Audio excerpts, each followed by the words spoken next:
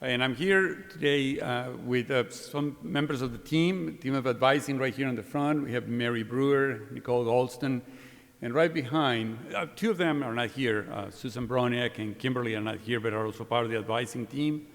And right behind is Dr. Virgilio Centeno, that somehow he decided that he's going to take the keys to the car once that I decide to step out of this position.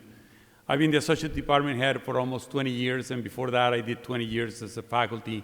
So I think at 40 years I decided that it's probably time to leave. But anyway, part of the fun thing to do. I'm here to talk about electrical and computer engineering, and I will tell you that during the time that I have been here, many things have happened to the degree. The first thing that happened was that when I arrived back in 1984, we were the electrical engineering department. Computer engineering or computer engineering related courses were part of the electrical engineering program, and things that were considered senior elective courses nowadays live on the 2000 level courses. Of course, at that time, computer engineering was just developing, but today, the electrical and computer engineering department confers two different degrees, one in electrical engineering, one in computer engineering. And I will talk a whole lot more that has happened after that. Now, one of the things that we decided to do in order to make the transition kind of easy from College of Engineering General students to the ECE department, and then within ECE department to decide, where are you going? Is it electrical or computer, and what is it that you're going to be doing? What we did is we created a sophomore level entry year that has a lot of commonality between the two degrees. But more important, the idea is to provide you with the necessary tools to make the decision in a more informed way once that you decide that you're going to go into electrical or computer, and also to introduce you to all the possible tracks of that we call majors within electrical and computer engineering. You can be into electrical engineering, be doing controlled robotics and autonomy, or you could be doing energy and power electronic systems. You could be doing communications and some other majors. And in the computer side, you can be thinking about machine learning, network and cybersecurity, or software systems and other ones. So the idea is that during this sophomore year, we will try to provide you with all the necessary information for you to make an informed decision, something that really attracts you. And once that you get in, you have time to experiment with some of the courses, and little to no penalty will be incurred if you decide to change from one major to another. It's not really that difficult. So in computer engineering, and I mentioned that there are different tracks of specialization, we try to do the development, testing, integration of computer hardware in software systems. The majors include chip-scale integration, controlled robotics and autonomy, machine learning, network and cybersecurity, and software systems. But let's talk a little bit about why is that, okay?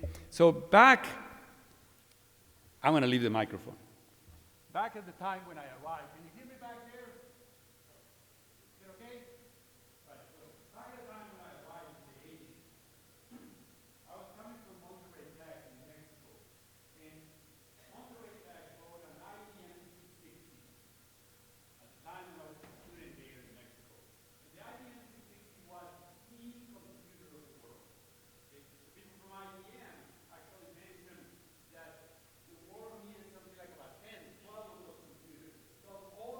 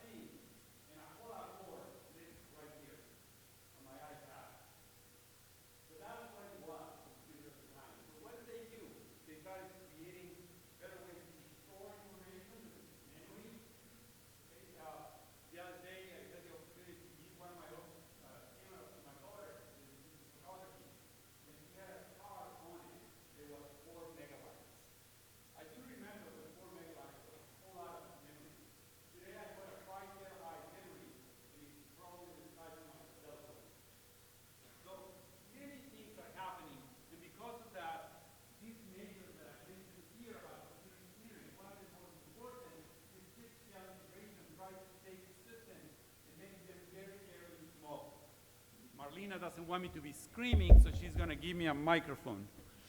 Thanks, Marlena. So anyway, so this is some of the things that we are doing.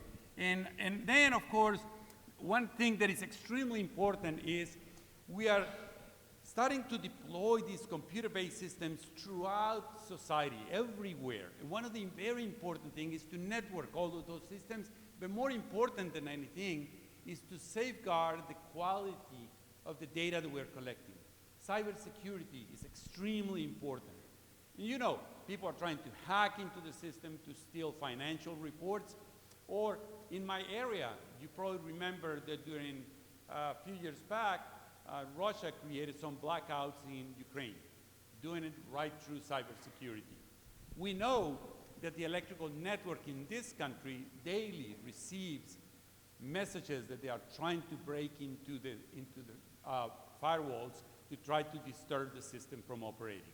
Now, you guys were not born probably at the time yet, but in 2003, we had a major blackout to the northeast of the United States.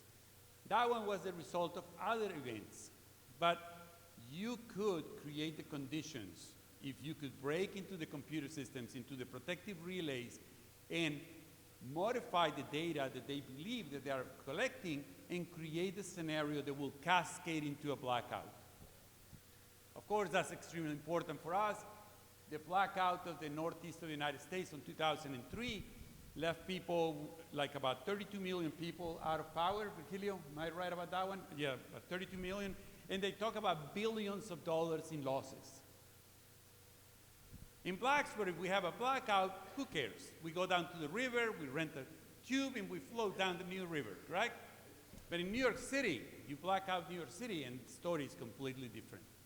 So very, very important, this topic of networking cybersecurity. And things like that are involved into computer engineering. In electrical engineering, the story is similar but different at the same time. We talk about applied electromagnetics. One of the things that I remember was really interesting was during the time of cell phones. And I remember when the cell phone came out, my brother had something that we called the brick. And it was like a huge thing that he carried around his golf bag, and it was amazing. You could call from the middle of hole 5, you know, and talk to whoever. Today, we carry this thing in here, and I have memory and communication and computing capacity and communication capacity, everything on this thing. And the antenna, which is the applied electromagnetics, is extremely important. Not only that, we need to make this device rugged enough that as we walk through high signals and low signals and a lot of electromagnetic noise, this thing is supposed to work continuously. That's the people in applied electromagnetics. Control robotics and autonomy, I hope you see it right there in the middle, it was also on computer engineering. The computer engineers on control robotics and autonomy deal with the software associated with robotics. Meanwhile, the electrical engineer is dealing with the power supply, with the amount of power that the little servos must have to operate the mechanics of the robot. I always say that robotics is a great marriage between mechanical engineer, materials that you're going to be hearing about, and electrical and computer engineering. Without the power system associated with the robot, in the actuators and the sensors, that structure that we call a robot will be no more than a nice sculpture. That's all that it will be. But at the same time, if I think about all the sensors, all the actuators, all the computing devices that we put in there to control the robot, without the structure, we'll not be able to lift up a pound of sugar. So we need to get married with them. And the materials need to be resilient enough that as we put them through sometimes harsh environments, they will survive. Very, very important, major, and it's very interdisciplinary in nature. Energy and power electronics, I could spend the week talking about it, because that's exactly my area. Okay? And Dr. Centeno also decided to take what I'm doing. He's also with me in power systems. Now, that's a little bit of the things. And then micro nano systems, this is electronics, and they are part of this very large system integration that we're doing in computers. They're going to make it smaller and smaller so the circuits are more capable and we can encapsulate them on something very small. So that's part of the majors. Now, as I say, you're going to come in from general engineering into the first year, the sophomore year, into electrical and computer engineering. We're going to give you all the necessary tools to attack on any one of these majors. All of them in electrical as well as the ones in computer. Now, as you get in there, and of course it looks probably like an intricate thing, and so when I presented the majors the first time to the college, probably Tasha would say that I was seen as a crazy guy. I am, but we're not gonna talk about that. But the thing is that we have like about 12 different sections. We have electrical engineering, computer engineering degree, and then underneath we have 5 possible majors that you can select from. And of course, when it gets complicated, you're gonna need some support, and some of the things that we provide is we provide a great advising team. Academic advising, there are 2 of the members right here. Tomorrow are not here with us today. And then, of course, they help you with that, and then we have career advising. And for every course at the entry level, we try to populate GTAs and undergraduate learning assistants to help you with the ropes. If I try to tell you how to solve a problem, you're going to say, oh, okay, here's this old guy telling me about, yeah, he knows it all. But if an undergrad student of pretty much your level tells you the same thing, you're going to be more prone to listen, because they just did it the semester before.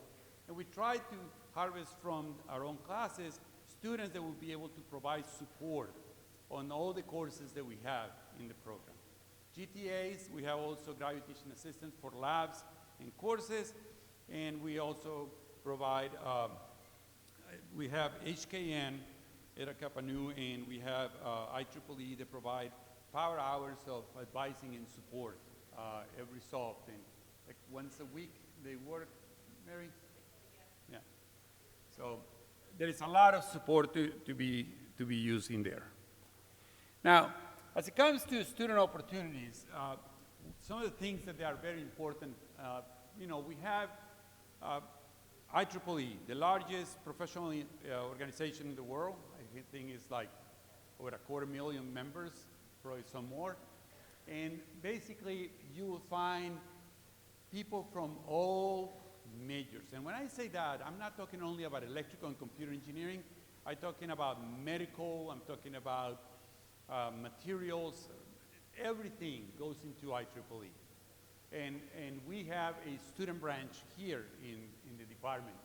And then the AMP lab is the Autonomous Mastering Prototyping Lab. It's a lab that is not associated with any class, none. The lab is there for you to come one day that you decided, I have an idea, I wonder if, and you can come to the lab and you get trained on how to use certain equipment and some of the rules of the lab. We provide all the parts, we provide all the support, and you go and just play.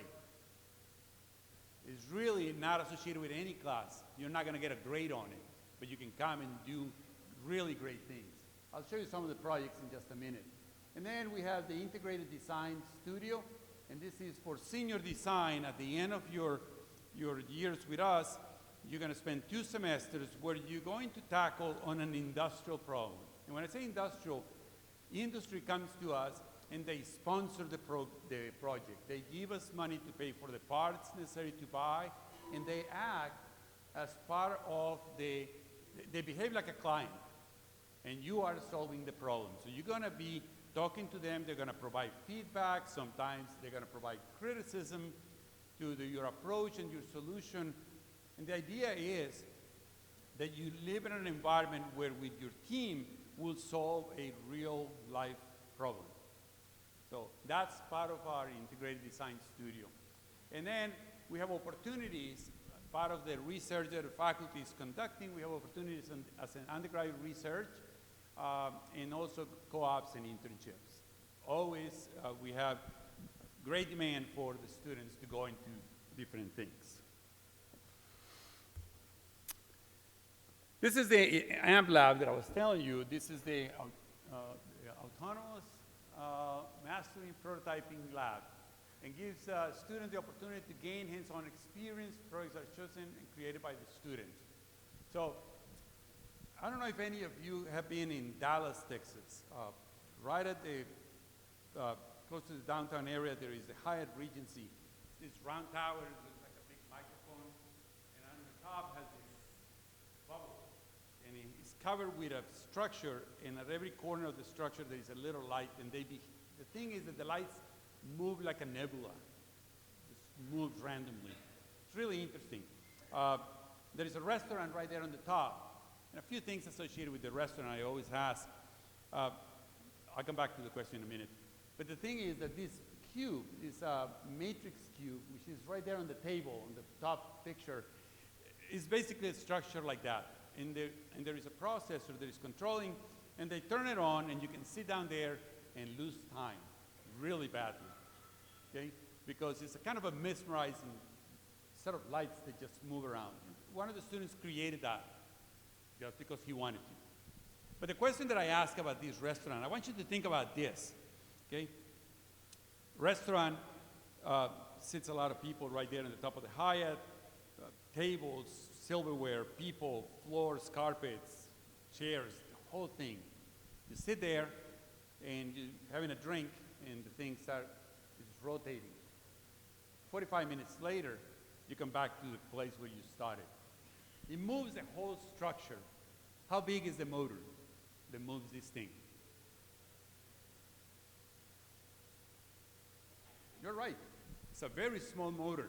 It's a very small motor because the problem is that they put this big transmission on it and the very high speed of the motor translates into almost no speed on the high gear, and you can move anything. Of course, it takes an hour to go around. So, of course, the one thing is power, another thing is energy. There was a student that was working on some special speakers. They built their own speakers there. And then they have this Nixie tube clock. It's really fancy. It looks like the vacuum tubes. It has a number inside. And they created a clock with that. And they work on synthesizers. And for those of you that were in the robotics team in high school, somebody came with the robot, the whole thing, and they revamped the whole thing in the lab. And it was able to carry one of my grad students. There is a picture in the entrance of the design lab. Of course, it was Xiaowen Li, one of my grad students from China, and she was really tiny, but put her on top of the robot and the thing could move around. So, but she was tiny, I remember. Anyway, so that's some of the projects in there. Another one of the projects that we get very involved in, this is not electrical and computer engineering, this is from the School of Architecture, was the solar house. I don't know if you've heard about this one. It used to be right behind the building of architecture, in front of the garage in the north side of the campus. And with this house, we took it to Washington, D.C., and then to New York, and the Germans beat us pretty bad. In our own territory, they beat us. But we got invited to go to Spain with the house. So we took the house, we sent it to Spain, and after we brought it here first and we did some revamping on it, we went to Spain, and in Spain we won the first place, on top of the Germans. So we went to their house and we beat them there. So it was a great project. The idea was to make a zero, or not, net positive carbon print. And the house was built right here by students in architecture and in mechanical engineering. They have materials engineers, they have electrical and computer engineers. It was a great interdisciplinary project. And I believe that we are now starting to build the next generation house. So the house is not there anymore. In terms of opportunities, once that you are a student, of course there is going to be plenty of those. There is internships, there is co-ops, and there are companies that come into us. They come to look for our students, and they are looking pretty much for all venues of our students. You're going to be basically designing, you're going to be working on real world problems, and you come back, now that you have gained this practical work experience, you come back to the classroom with a different view of the topics that I'm trying to teach you. Because now you see the application of it, and that's really, really important. So if you have the opportunity, and of course, a couple of weeks ago we have Expo here in town, I don't know if you had the chance, but there is 200 plus companies coming. He can tell us exactly how many. 300? 300 companies. When we started, 40 years ago when I was here and they started with this, there were 20, 30 companies probably, so this thing has grown 10 times in size. So, good job. Thanks a lot. Today he's not SEC, today he's computer science. Here is some of the things that comments made by the people that have worked on this. He's worked on integrating some external camera functionality into the main display of the BMW. It was going to be manufactured for 2023. So some of our students were working on this as an opportunity. Other opportunities with Garmin, marine products, wearable products, aeronautics, automotive, OEM, and more. There is a group of people that were working with Professor Tom Martin, and he was working on wearable computing. So the first thing they did is they make a vest that you put it on, and the vest was able to identify several activities. My question was always, why, Tom? Why are you doing this? And you remember that commercial, I have fallen and I can't get up. Okay? The idea was that this vest was able to identify that you have fallen and you can't get up. And I asked him, how do you know? Now that I'm really old and I have grandkids, I say, how do you know that I have fallen, I can't get up, or not that I just sat down on the floor and started playing with my grandson? He says that what they did is they look at the motion, the mechanics of your body just before you hit the ground. They measure the acceleration, and one of the things that gives up that you're falling is your arms. You throw your arms trying to regain stability. And the idea is they measure all of that, and then they measure the acceleration when you hit the floor, and they decided you have fallen. And then if you stop moving, you can't get up. And the thing will call for help without your need. So he was working on that. Then he made a suit that was able to identify that I was walking, that I sit down and cross my leg. The problem was the pattern. Oh my God, it was awful. I wish he had done a black suit with a nice tie, but no, he made it hokey colors and it had stripes. No way I'm going to be not even dead inside of that thing. So anyway, that was Tom. Great guy. Other internships, and I could, like I said, I could stay here for quite some time, but I probably shouldn't do that. Here is a Honda, Volvo, Northrop Grumman, Exxon, and somebody that went to the R&D with Honda, Crystal Harrell, CPE from 2022. She worked on testing on the next line of Honda Acura hybrids and used reverse engineering on the hybrid powertrain by analyzing data taken while driving the vehicle at the Transportation Research Center right here at Virginia Tech. So the idea is then that we take with industry products and problems and we bring them to us.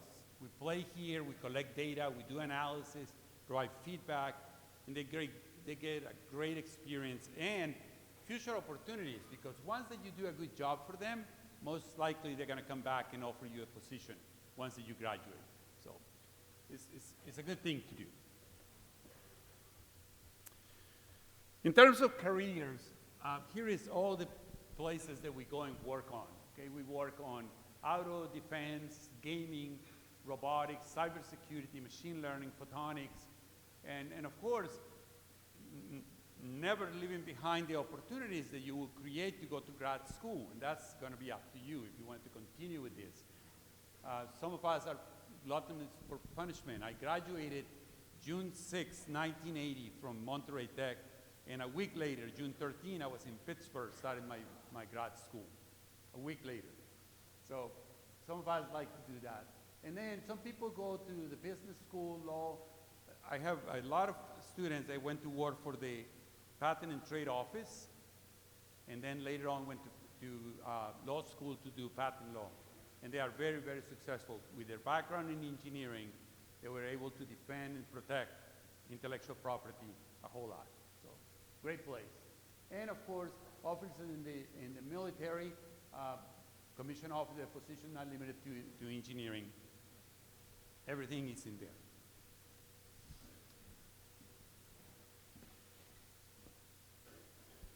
CPE, basically the same thing.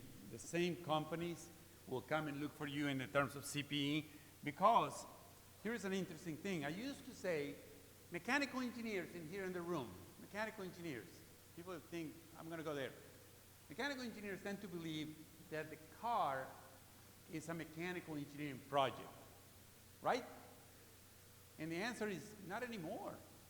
Look at the cars of today. When I was a kid, I used to play with cars with my brothers, large family, Mexican. We had 4 brothers and 4 sisters. We had 8 kids. Let's not talk about my parents, okay? And we used to modify cars, and at that time, we used to dream of having 1 horsepower to a cubic inch. So if you had a 360 cubic inch engine like the Dodge Super Bee, you wanted to get about 300, 350 horsepower. Today, I drive a 2.0 liter engine with a turbo on it, and I have close to 300 horsepower. And the 2 liters is about 130 cubic inches only. So we're getting 2 horsepower. How are we doing that? Better injection system, which takes advantage of electrical injection, computerized injection, and the car is becoming an electrical project. Not only that, but if you start talking about hybrids or fully electrical cars, oh my God, the acceleration is much, much better. You can do all kinds of things. So the marriage of mechanical and electrical materials and all the other majors, computer science, is needed for all of that. So there is a great opportunities in front of us. All right. Ways to connect with the ECE department. We have a team of advisors, like I said, and the email address is right there. eceadvice@bt.edu. Or you can come to 302 Whittemore, and you push number 0 on the door, and you're going to ring on my office. Come and talk to me. You want to talk a little bit more about our department anytime before May, because I'm leaving. Sorry about that. So I'm going to stop now. I'm going to let my good friend David McPherson to take over, and here comes Marlena.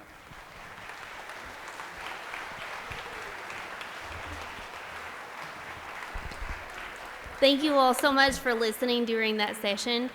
Before we get to our next presenter, I'm going to ask that you, if you do have your laptop open, to go ahead and close it, because I went around the room and you're not taking notes of this session. So go ahead, everyone, shut your laptops. If you see your friend beside of you that has a laptop, say, friend, you need to close your laptop.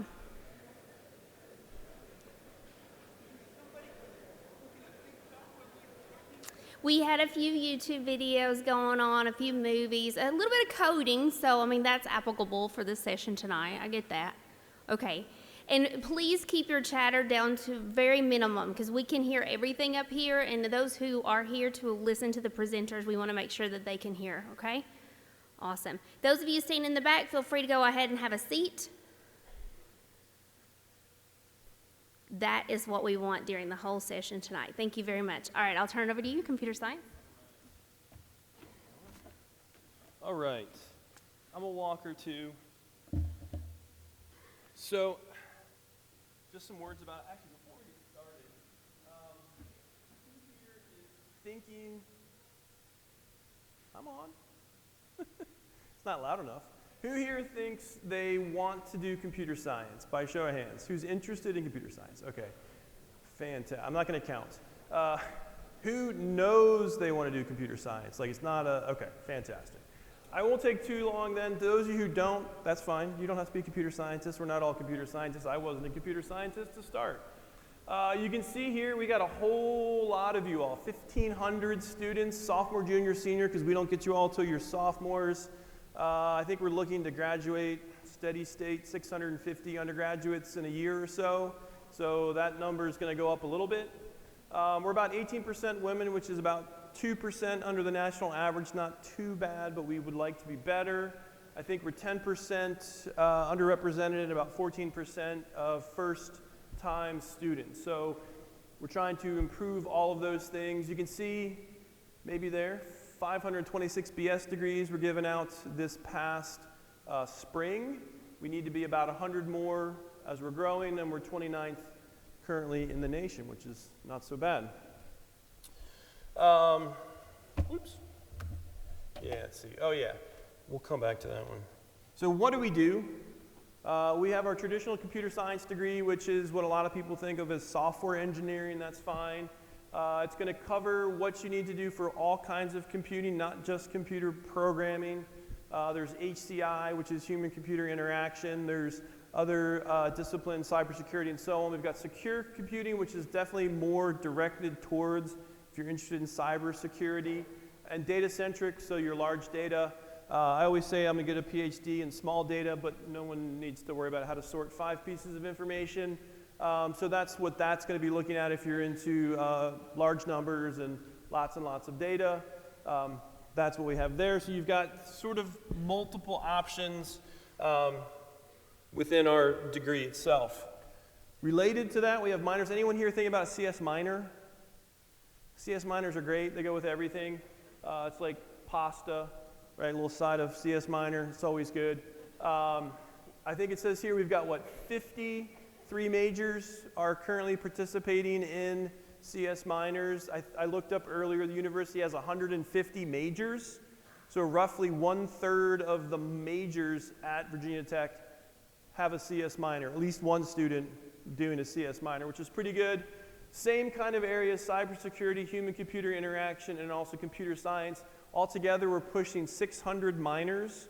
So we have about 600 people in our minor program, which is a lot. We're actually looking to improve our minor advising and try to get some better experience for people there and do some things for you there. So if you're interested in that, please, it's a great opportunity. So what are you going to learn? You're going to learn a lot of things about how to think about computing. So I know a lot of people think computer science is just computer programming. And yes, that is something that we do, but computer science is much more than just writing a software program to solve a problem. It's really about using this computer as a tool to solve problems, whatever that might be. The problem might be you write a program to do it, or it might be you do a simulation, or it might be you design something, or it might be something else. So it's not just sitting down in front of the computer and writing code, although that is part of it. It's not all of it, right? It's thinking about how we deal with information, knowledge. We have, we're looking at actually bringing in like a media, a creative avenue, maybe a BA one day, something like that. Scientific computing, if you're into very high performance computing, that's the kind of thing we do there. And systems and networking, looking at it from the software side, whereas CPE might be looking at it from the hardware side, or EE. So it's very complementary in that way. Yeah, so we learn all kinds of fun stuff. That'll probably work. We do experiential learning as well. So we have a new, all of us do, not just CS, but we have a new experiential thing where you do a 1 credit, right? You guys have this, right? The 1 credit where you go off and do something experiential, right? You get credit for it, yeah. So we're doing that. And so you're going to go off and you're going to get actually hands-on skills, and you're going to be able to get jobs. Will this do it? Nope. Oh, will I turn it on? Let's see, where's the on button? There it is. Ah, fantastic. Yes. So, yeah, we're working, if you know people in our major right now, we have revised our sophomore seminar, and we're looking to continue to revise that to be a thing where it's more directed to what you need, so that when you are finished with that class, you've learned what CS is, or at least better what CS is, and you've had some experiences that help you guide that. That's what that second bullet, or the first bullet is. And we do lots of things where you're working with individual stakeholders. Certainly in your senior year, we do stuff like that. Yeah, that's actually what I just said. So I'm actually the stakeholder for 3 different projects for our CS capstone classes, where I work with students both at the graduate level and the undergraduate level, where I'm helping them with real life problems that I need solutions for, and they're working with me to design systems that they're writing and working with a team of people to come up with that solution. We'll slide later on this, but we have a study abroad now. We have tons and tons of faculty-led research. Some are paid, some are for credit. I've done some independent studies that are a lot of fun. Well, I think they're a lot of fun. And we have lots and lots of organizations, like you can see here. And this actually isn't all of them. I know we're working on bringing in, it's the Data Structure and Algorithm Club, which is geared towards practicing interviewing. They used to call it the Leet Code Club, but they couldn't call it that, so they changed it. But it'll be practicing those skills that can potentially help you in an interview, maybe. And some other ones, I don't think any others are missing from this list. These are just some of them. Lots of ways to get in with other people, to learn from other people, to meet people in our major. Because we are a large major, sometimes it's difficult to find other people that are interested in the things that you're interested in. This is what I was mentioning earlier. We just launched this in the spring. One of our new collegiate faculty is from Egypt, and he takes a small group to Egypt to do study abroad. They work here in the U.S. in the spring on a project with different companies in Egypt, working on like a product, a thing. And then over spring break, they go there for 10 days or so and actually meet the people in person and go to Egypt and do this. So this was a lot of fun, really successful. I think we had about 10 to 12 students, I think, do this in the spring. I think we're looking to repeat this again, hopefully grow it to a larger number. So these are, CS Source is a group that we have that's people in industry are our partners. This is some of them. You may have heard of some of them, you may not have heard of others. These are people that have sort of direct access, so to speak, to our computer scientist undergraduates at a way that you can interact with them and get to know them and get to meet them. So there are opportunities for you to potentially get jobs. CoStar you may not have heard of, but has anyone heard of apartments.com? They run apartments.com. Yeah, and they run, I think, hotels.com and whatever.com. They run all of that group that looks like apartments.com.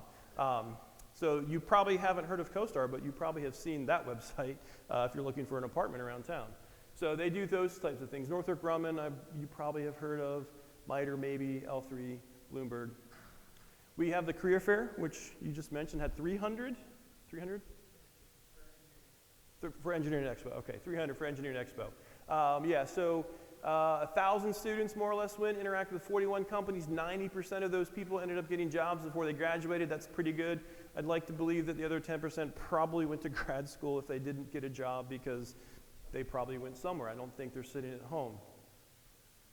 These are places you can get jobs. So the other one was sort of our who has access to talk to you. These are places where our people work. It's going to look a lot like the places that the ECE folks graduate and go off to because we do share a lot of the same things in different avenues and different sort of thought processes, but a lot of these things are great places to go work. I'm not going to read them all to you. We do have advisors. I don't think our advisors are here tonight. They sent me instead. I didn't even introduce myself. I should probably do that. We have great advisors. I'll introduce myself in just a second. And they're here to help you. We've got, 5 or 6 now, and I think we're trying to hire another one. We're also looking to hire a new minors advisor as well. So we're trying to bring lots of support for everyone to get the questions answered. We encourage you to go often, not just to talk about classes, but to learn about study abroad opportunities or internship opportunities or things that you might not have known about because you're a busy student and you didn't have time to read all your emails. Lots of ways to connect with us. And since I didn't introduce myself, I'll take this opportunity to do it now. I'm Dave McPherson. I'm an instructor in the Department of CS. I've been in the department now 4 years, I think. Before that, I was actually with Dr. Delaray over in ECE for 8 years. Before that, I worked on campus doing a number of projects, software related. Before that, I was actually in computer science. Before that, I was a grad student. So I've been here for a while doing these things. I'm also the Director of Academic Operations, which is a fancy way of saying I assign TAs and undergrad TAs. So if you are interested in computer science or take a computer science class, we hire undergraduates to help with our classes in the lab spaces, a lot like ECE does, where we bring students to help students because you all are probably better helpers sometimes than our grad students that haven't taken the class or don't know what the class is about. So if you take a CS class at some point, and you're interested in doing that, you can talk to me. We have a web page for that. Lots of places you can get in touch with the rest of us. I'm in Torgerson. If you ever go to look for me, I'm by the bridge.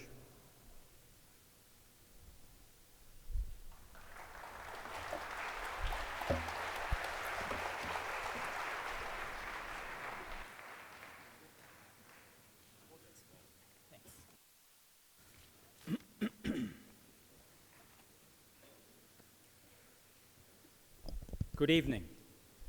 Let me take this opportunity to congratulate all of you for getting into VT College of Engineering. And on behalf of Material Science and Engineering, welcome to VT.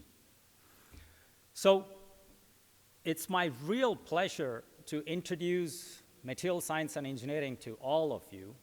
Let me ask you this. How many of you have not heard of Material Science and Engineering before today? Please raise your hands. Only one. That's not bad. That's great. Awesome. Okay. So what is material science engineering? So for some of you may be wondering, who is a material scientist and what do they do? So my take on that is that a material scientist and an engineer is like a farmer and is also like a chef that produces the materials. For example, in this case, could be wheat, or if you're gluten-free, that's something else. And as a chef, designs and comes up with different products. In this case, these are different dishes, but you can imagine that these are different disciplines as well. Okay. And I'm sure every one of you has at least one of these kinds of materials, probably not the spacecrafts, or not the drill bits maybe. And these are just a few examples of materials or how materials play in our daily life. Okay. There are a lot more that I can talk about, and I have a couple of examples that I want to share with you on how material science influences everyday life. And as a discipline, I'd like to think that our department and our material scientists and engineers play an intrinsic role as part of other disciplines as well. For example, material science is required in a variety of fields, ranging from civil engineering, mechanical engineering, electrical, and even computer science, as we deal with lots of different kinds of materials. Could be metals, for example, that could be used in a variety of structural applications. So as a mechanical engineer or as a civil engineer, you may be working with different kinds of metals or alloys. As an electrical or a computer science engineer, you may be interested in using a variety of electronic materials. And these days, even advanced polymers are used for a lot of different electronic applications. And as ceramic materials are used in advanced space, defense, and electronic applications. So as you can see, that material science plays a very important and integral part of different disciplines. Now, let me share with you a few examples, as Professor Delary was pointing out, about the IBM computer. And before I get to that, I just want to add that as material scientists, we design and develop materials. Hopefully they're better, thinner, cheaper, and lighter for applications ranging from energy to environment and pretty much everything else. As part of examples, I'll show you a couple of ones. So Professor Delary was pointing out about these computers. So all of you have probably laptops. And before that, there were desktops. You may consider this as a room-top computer that was made back around 1950s. And back then, this was the state-of-the-art computer. And this was made possible because this was the first of its kind that had transistors. Think of them as little electronic taps or valves, if you will. And back then, this was made possible using a material called germanium. These days, there are a lot of different classes of materials that are used for making a wide variety of transistors. And at that time, this was a big deal because it could do 4,500 additions per second. And around the same time, the IBM's chief executive, T.J. Watson, made this statement, the most advanced, most flexible, high-speed computer in the world. It was also known as the defense calculator. You can see how many calculations it could do per second back then. Compare that with what used to be a modern day computer, but this itself is already 20 years old. And this is a microscopic image of a little piece of a transistor that was made at Bell Labs at that time. Bell Labs doesn't exist anymore. But this already had multiple layers of metals and other materials. And these days, we have computers that are essentially made with atomic scale thicknesses. Okay? That's all made possible, of course, with other disciplines, but definitely with the advent of new materials and with a better understanding of how materials and their properties get affected. Okay? Let me give you another example. So 100 years ago, this was the composite. It was the wooden composite that was used to make the first aircraft. And fast forward 100 years, you have carbon composites that can seat probably 500 plus passengers, or you can have the hypersonic vehicles. And these have some of the state-of-the-art materials that were not even conceivable 10 years ago or 20 years ago. Okay? There was also an example that Professor Delary was mentioning about the phones. So this is over 100 plus years of the evolution of telephone technology. And this is also, I'd like to say, that materials played an important role in coming up with faster, better, thinner, smaller calculators and computers and telephones. For example, even the handheld phones that you have, the glass material, it's pretty low tech compared to lots of other devices that you have. But even that has a lot of materials engineering that goes into it that makes it scratch-proof and waterproof at the same time. One more example, think of lighting. So over the last 100 plus years, we have engineered the materials to go from just joule heating of a tungsten filament to coming up with new semiconducting materials that enable more green and energy efficient lighting. By the way, if you're interested in green engineering, we host one of the largest miners in the College of Engineering and probably on campus. And as part of green engineering, I hope you will also get to know what is all that is not so green about any of the green devices. For example, electric vehicles. There are a lot of material science that is involved in making the current generation electric vehicle, which you'll find out that it's actually not that green. That's more on that a little later. So what to expect as a material science engineer? We have lots of really hands-on projects. And when I say hands-on, if you're interested in playing with molten metal, we have one of the active foundries in the US. It's probably one of the few active metallurgical foundries that are part of the material science and engineering departments across the US. And students, as part of the American Foundry Society, get to play with it. They understand, they learn the metal casting and use it to make different kinds of materials and structures, and all the way up to playing with soft polymers, so soft materials that are used in a variety of applications as biomaterials, in medical implants, and more. And these are all part of material science. And the other thing that I want to mention, as computer science department was pointing it out, that they are the largest department. We are probably the second smallest department in the College of Engineering. Currently, we have 30 undergraduate students in our program. That is a total of less than 200 overall. And we have the capacity to grow to 200 per year. So we do have a lot of seats in that sense. But more importantly, because we are a small department, we get to know pretty much every one of you that are in our department. And talk to your seniors and find out how nice our department is, and you'll find out more.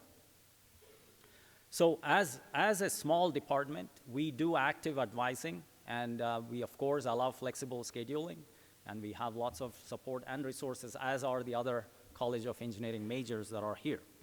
And if you're interested, you can also join and take part in two different societies. These are rather small, significantly small societies, but they're active in lots of activities that will engage our students. And as I was mentioning, American Foundry Society is where you get to play with the hot molten metals. And we also have a program called Communications Program that helps students develop the skills. And so Consistently, our undergraduates win poster and oral presentations at conferences. And as you can imagine, since materials play a role in pretty much every discipline, our students are involved in a variety of projects across the campus. Okay. In terms of careers, how many of you know that the Google CEO, or now the Alphabet CEO, is a metallurgical engineer? He got his bachelor's in metallurgical engineering. And the material science and engineers, they go into variety of fields ranging from Yankee Candle, I don't know what that is, to NASA.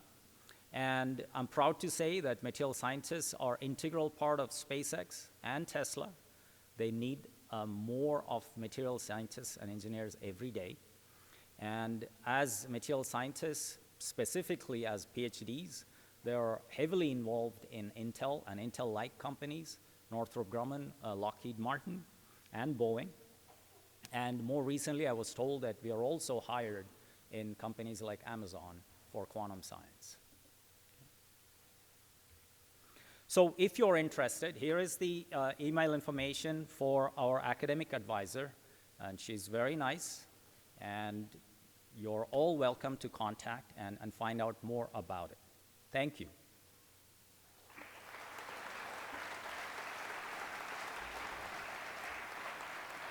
Do I come down or we go there? You gonna come down? Yeah. Awesome. Thank you all very much. No, I snuck up on you. Thank you all very much for taking the time to listen. What we're going to do now is we're going to transition over to the Q&A portion of tonight. So go ahead and kind of get your thinking caps on. For those of you here for the Q&A, feel free to come on stage. What they're going to do is raise the screen, and then we'll go from there. So y'all come on.